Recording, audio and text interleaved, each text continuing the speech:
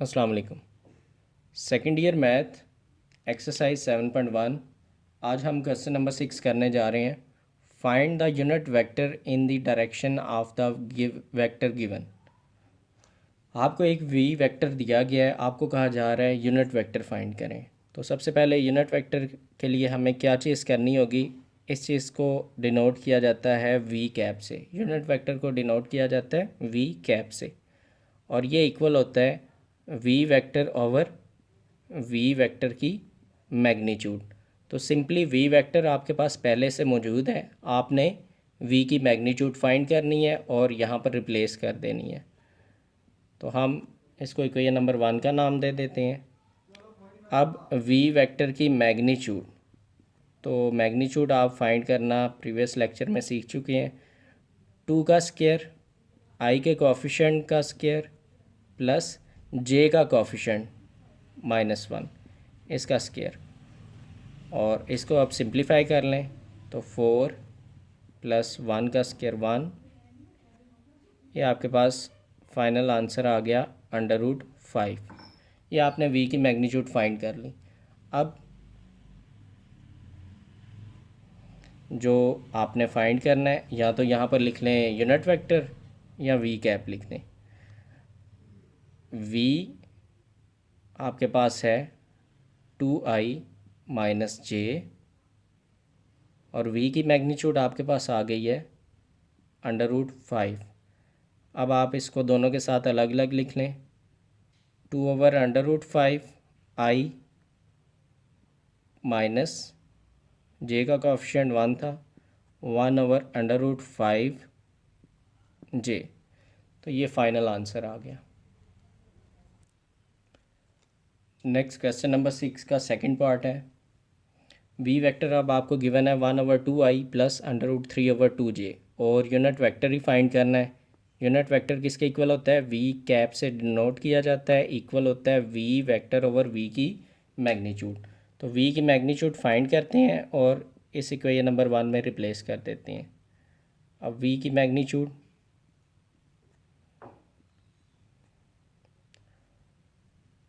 आई के कोएफिशिएंट का square plus जे के कोएफिशिएंट का स्क्वायर। तो आई का कोएफिशिएंट है यहाँ पर 1/2 और जे का कोएफिशिएंट है √3/2, और इसका स्क्वायर रूट। अब इसको सिंप्लीफाई कर लें तो ये बन गया 1/4, √3 का स्क्वायर 3/2 का स्क्वायर 4। तो एलसीएम ले लें, 4 एलसीएम 1 + 3,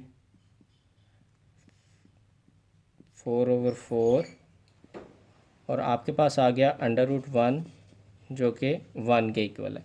अब असल में यहाँ पर +-1 आता है, हम +1 इसलिए लिख रहे हैं क्योंकि v की मैग्नीट्यूड जो है वो लेंथ होती है, तो लेंथ हमेशा पॉजिटिव होती है।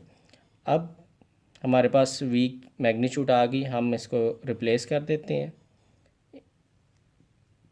इक्वेशन नंबर 1 में। तो इक्वेशन नंबर 1 से आपके पास आ जाएगा v cap is equal to 1/2i + √3/2j divided by 1। ये हमने वी मैग्नीट्यूड पुट कर दी 1। अब इसको 1 से डिवाइड करेंगे तो वी कैप भी हमारा वेक्टर वही आया जो वी वेक्टर था। ये जी फाइनल आंसर। जी नेक्स्ट पार्ट जो है ये 6 का फर्स्ट पार्ट है, ये आपके लिए असाइनमेंट है, इसको आप खुद ही सॉल्व करेंगे। नेक्स्ट है एक्सरसाइज 7.1 का क्वेश्चन नंबर 7। इसका मैं डाटा लिख रहा हूँ जी। ए भी गिवन है क्वेश्चन में, बी भी गिवन है, सी भी गिवन है, और कहा गया है use vectors to find D. एक डी पॉइंट है, उसको फाइंड करना है। और फर्स्ट पार्ट है और सेकंड पार्ट, दो पार्ट हैं इस क्वेश्चन के। फर्स्ट पार्ट में लिखा हुआ है if A B C D is parallelogram. तो हम एक पैरेललोग्राम सबसे पहले बना लेते हैं।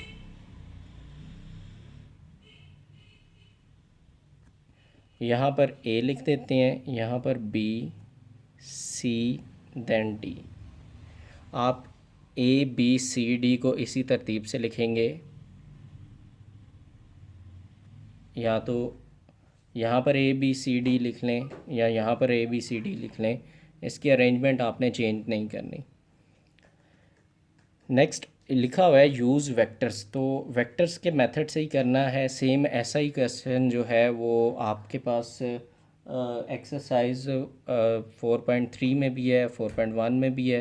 तो वहाँ पर इनको करना है आपने यूजिंग स्लोप्स करना होगा या डिस्टेंस फार्मूला से करना होगा, लेकिन यहाँ पर गिवन है कि यूज़ वेक्टर्स मेथड, तो हम वेक्टर्स मेथड से ही इसको सॉल्व करेंगे। तो यहाँ पर क्या चीज़ गिवन है, यहाँ पर ये चीज़ गिवन है कि ए बी वेक्टर जो है वो पैरेलल है, अगर ये पैरेललोग्राम है, और ये गिवन है कि ये पैरेललोग्राम है, ए बी वेक्टर इक्वल होगा डी सी वेक्टर के, क्योंकि ये दोनों वेक्टर्स क्या हैं, ये दोनों वेक्टर्स एक दूसरे के पैरेलल हैं। तो पैरेलल वेक्टर्स जो होते हैं पैरेललोग्राम में, हम यहाँ पर उनको इक्वल रखते हैं, तो हम लिख देते हैं। इसी तरह से हम ये भी लिख सकते थे कि बी सी वेक्टर इक्वल है ए डी के।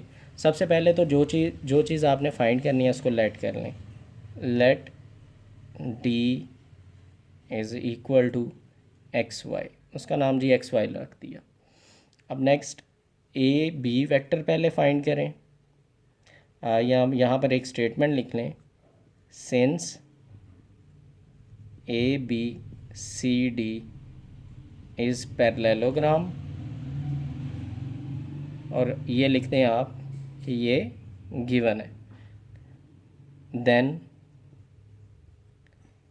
ए बी जो है वेक्टर वो इक्वल होगा, यानी कि ए बी वेक्टर पैरेलल है सी डी वेक्टर के, सॉरी डी सी वेक्टर के, तो ये ए बी वेक्टर इक्वल होगा डी सी वेक्टर के। अब यहाँ पर आप ए बी वेक्टर फाइंड करें, यहाँ पर डी सी वेक्टर फाइंड करें, आपके पास एंड पे एक्स और वाई का आंसर आ जाएगा, उसको हम यहाँ पर रिप्लेस कर देंगे। तो सबसे पहले ए बी वेक्टर कैसे फाइंड करना है, ए बी वेक्टर आप जानते हैं O B vector minus O A vector के इक्वल है। इसी तरह से डी सी वेक्टर इक्वल है O C vector minus O D vector के। अब यहाँ पर वेक्टर्स लिखते हैं, और वेक्टर आपको लिखना आता है कि पहले के साथ आई लिखते हैं, दूसरे के साथ जे लिखते हैं। तो ये लिखा हुआ है 40, तो हम लिख देंगे 4i प्लस 0j, ये हमने ओ बी वेक्टर लिख दिया, माइनस अब ओ ए वेक्टर बनेगा 2i माइनस 4j। इसी तरह से दूसरी साइड पे ओ सी वेक्टर क्या बनेगा जी, आपके पास 1i प्लस 6j। इसी तरह से माइनस ओ डी वेक्टर आपके पास क्या है, xi प्लस yj। अब नेक्स्ट इनको सिंप्लीफाई करते हैं, 4 माइनस 2 ये हो गया 2i। इसी तरह से ये हो गया जी 0j minus minus plus 4j, तो ये बन गया प्लस 4j। इसी तरह दूसरी साइड पर क्या बनेगा जी, 1 माइनस एक्स आई। तो देखें आई वाले को आई वाले में ऐड करना या सब्ट्रैक्ट करना होता है, तो ये बन गया 1i माइनस एक्स आई, इसमें से आई कॉमन लेंगे तो बच जाएगा 1 माइनस एक्स आई। इसी तरह से 6j माइनस yj, तो ये बच जाएगा 6 माइनस yj। अब आई और जे का आंसर कैसे आएगा, आप इनको कंपेयर कर लें, comparing coefficient of I and J. तो सबसे पहले आई का कोएफिशिएंट कंपेयर करते हैं। तो आई के कोएफिशिएंट को कंपेयर करने से आपको क्या मिलेगा, आई का कोएफिशिएंट है जी 2 इज़ इक्वल टू, ये दूसरी साइड पर आई का कोएफिशिएंट है 1 माइनस एक्स। तो यहाँ पर x को इधर ले आए तो 1 माइनस 2 हो जाएगा, तो x आपके पास -1 आ गया। सेम इसी तरह j का कोफिशेंट कंपेयर करें तो यहाँ पर j का कोफिशेंट है 4, दूसरी साइड पर j का कोफिशेंट है 6 माइनस वाई, तो माइनस वाई इधर आ जाएगा, 6 माइनस 4, y का आंसर आ गया 2। अब आपने तो d पॉइंट फाइंड करना था और d आपने लेट किया हुआ है एक्स वाई, तो यहाँ पर हम पुट कर देते हैं नो रिक्वायर्ड पॉइंट या रिक्वायर्ड वर्टेक्स लिख लें is d which is equal to -1 2। यहाँ पर क्वेश्चन आपका कंप्लीट हो जाएगा।